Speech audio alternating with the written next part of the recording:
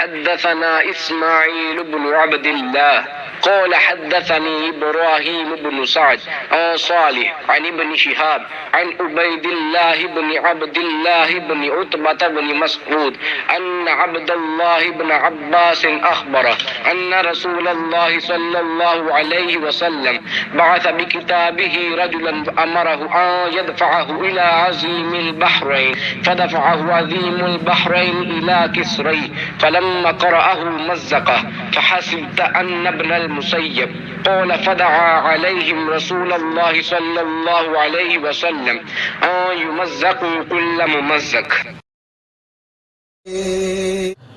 رسول اللہ صلی اللہ علیہ وآلہ وسلم نے ایک شخص کو اپنا ایک خط دے کر بھیجا اور اسے یہ حکم دیا کہ اسے حاکم بحرین کے پاس لے جائے۔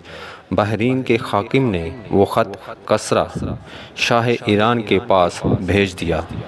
جس وقت اس نے وہ خط پڑھا تو چاک کر ڈالا۔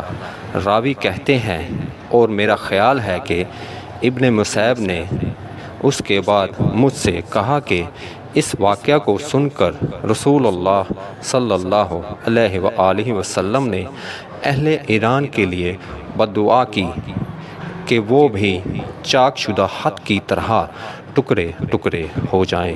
صحیح بخاری حدیث نمبر 64۔